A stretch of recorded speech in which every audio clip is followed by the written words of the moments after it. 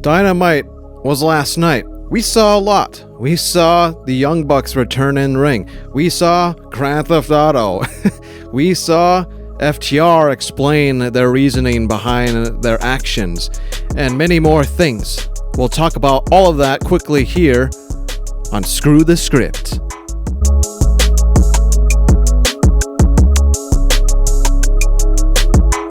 Dynamite was last night, everybody, and boy, did they pack a lot in that 2-hour show.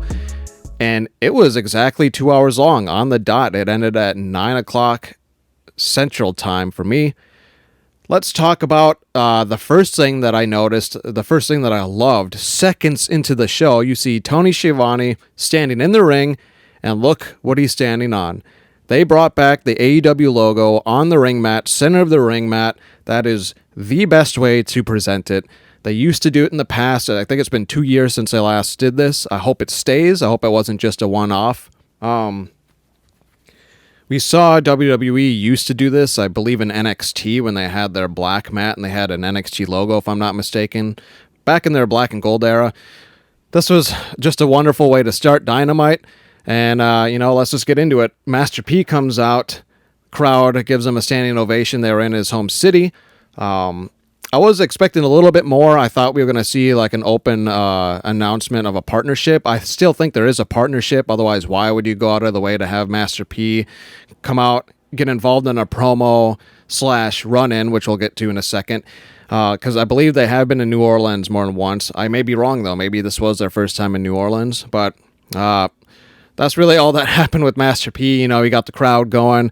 But then we saw, the Ops talk about, winning their trios titles. Samoa Joe calling out Moxley after he choked him out. And then we saw the Death Riders come out, and it was kind of a WCW intro. We saw the Death Riders come out. Okada came out to help. Swerve came out. Omega came out. I think Hangman came out too. Maybe that was later on, but anyways, we saw a good chunk of the roster come out at the beginning of this episode of Dynamite. Pretty wild beginning. I like the one thing that I really liked about it was actually after Samoa Joe finished his promo when they got the upper hand, you saw that dastardly look by Swerve in the back corner with Prince Nana. That's a fun callback. They had a great feud a year ago, those two, and you kind of see like a sense of respect from Swerve Strickland to Samoa Joe, but also like a sense of like, okay, like if you get that title, I'm coming for you. A sense of competition between the two of them, which I loved that. We saw a quick backstage segment with Christian and Nick Wayne. Nick Wayne is definitely going to be turning face at some point here. I mean, come on. It's just written all over in the books. But hey, nonetheless, good promo from Christian. Basically, again, manipulating his family. He said all that shit to Nick Wayne, saying you would have never had this title if it weren't for me. All that stuff. And then as he walked away, he just said, God, I love my family, or something along the lines of that. Like, Christian, the patriarch, is truly such a great heel. And in 2025, I'm expecting at All In, we're going to see Nick Wayne turn on Christian, or he turns prior to that and they feud and have a match at All In. We saw FTR come out and give their explanation as to why they are doing what they did. Basically, putting FTR first was their reasoning. We saw Stokely Hathaway come out looking like the new coach for the Average Joes in Dodgeball right here. You know what I'm talking about? Yeah. Anyways, joke aside, here's that photo of him standing with FTR. I don't know if they're working together. I don't know if I like that. FTR really doesn't need a manager or even a partner. Stokely is Stokely. I mean, I don't love him. I don't hate him. He really didn't do much for me in this segment other than looking like, I said, Average Joe's new head coach, replacing Patches O'Houlihan. But I don't know. I don't think this is a very strong argument as well from FTR, basically saying that they want to put FTR first. Instead of guys like Adam Copeland are not going to help boost others. They're going to boost themselves. Like, sure. But was that really enough to turn heel and attack Adam Copeland the way you did?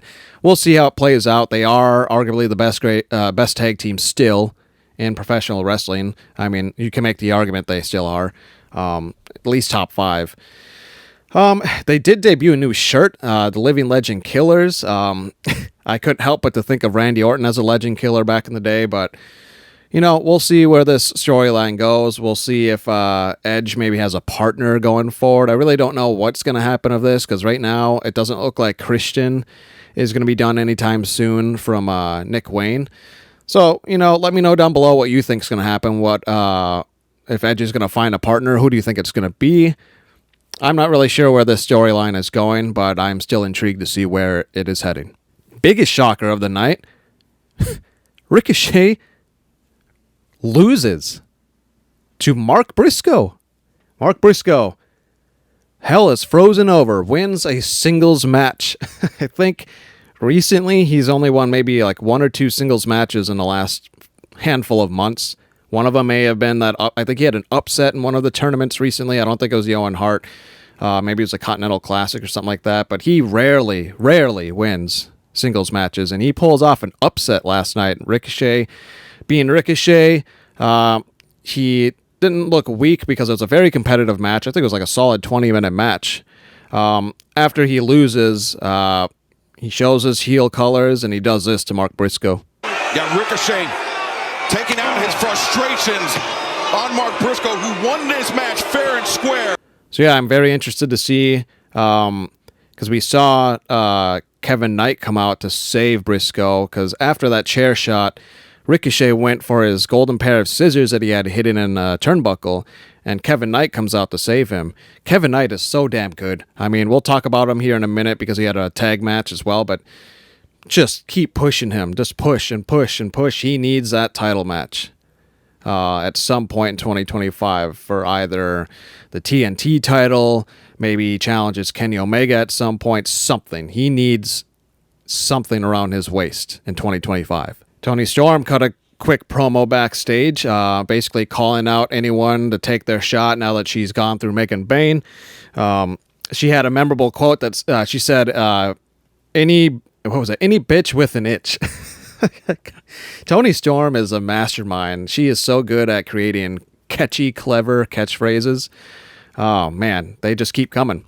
We saw Queen Aminata post up for that challenge, so I guess we're getting that for the next title match. Hey, I like Queen. I think she deserves a push, so I'm very excited to see where this goes. We saw exactly what I was expecting to see with the Young Bucks return.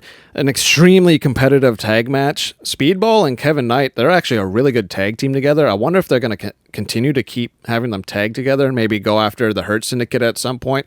Maybe they can be the ones to dethrone them in the future. I don't know if that was just a one-off because they were partners in that 4-on-4 match for the winning team, got $100,000 each.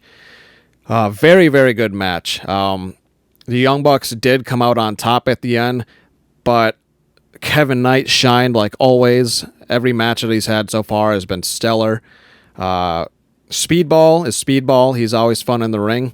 And actually, my favorite moment from the match, just a short clip I want to show you, was this. Bailey. Wow! Tremendous agility. Tremendous accuracy. Shown by all 4 combatants. You cannot deny the conditioning, the cardio, the athleticism that the Young Bucks possesses. They're very polarizing. You either love them or you hate them. I am a firm, like, I hate that I love them sort of person, but I do. They are extremely good at being heels. They are very important to the life of AEW as a whole.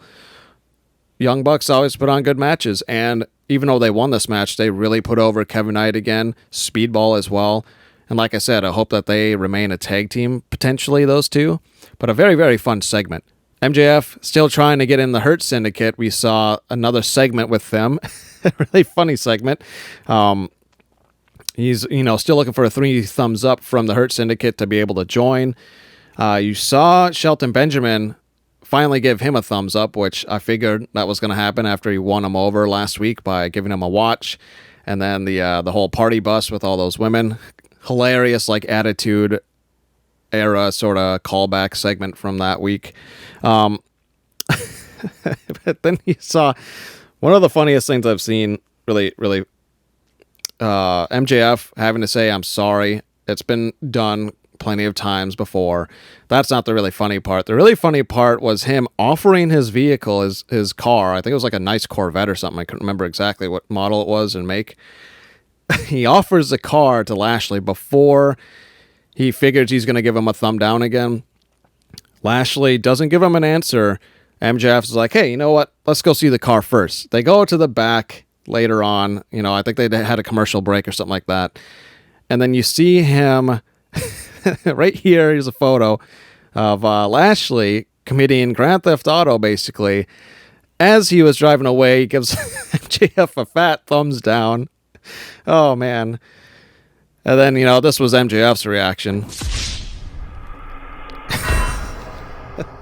I had to do it. But yeah, very, very funny segment. We'll see what comes of this. Is MJF really going to be a part of the Hurt Syndicate going forward? I'm assuming at some point he's going to win them over. And then, MJF will be MJF. He'll screw them over at some point. He'll use them to his advantage to maybe at some point win a singles title again. Yeah, I'm really curious where this goes. Like I said, with AEW doing a lot better with their storylines, continuation and storylines are important too. And then after the hilarious MJF stuff, you saw him backstage with Hangman, and they, went back and forth at it. They've been kind of back and forth since the two have joined AEW.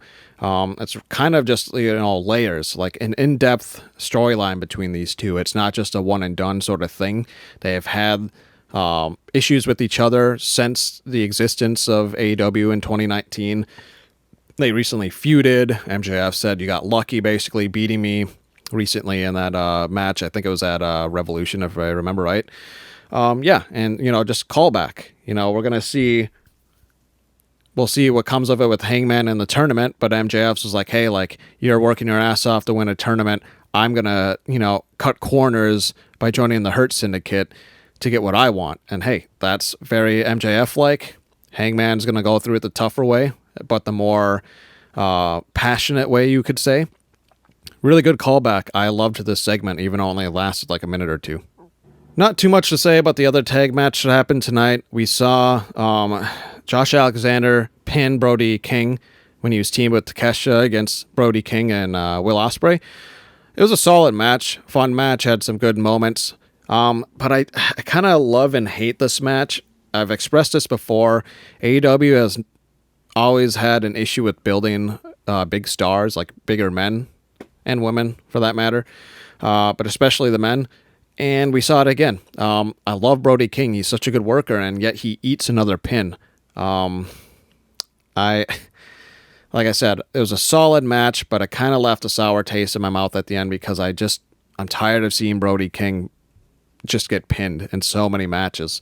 Let him finally have his flowers. We did see Fletcher come out, though, at the end of this match. The Don Callis family is extremely strong looking right now. They're all just stacking up wins. Then we saw Hangman come out because Hangman and Kyle Fletcher are going to have a match. I believe it's next week for the last semifinal match in the men's division. And so far, I've been perfect, I believe, on every single match for both the men and the women's bracket. So that was a fun segment to see real quick. But then you saw, Don Callis family get the upper hand. They just have the numbers, But I'm pulling for Hangman to win it all. That was my prediction. And then over on the women's side, I was predicting Jamie Hayter to win it all. And we'll kind of just bring that into the last segment here that I want to talk about. What's the main event?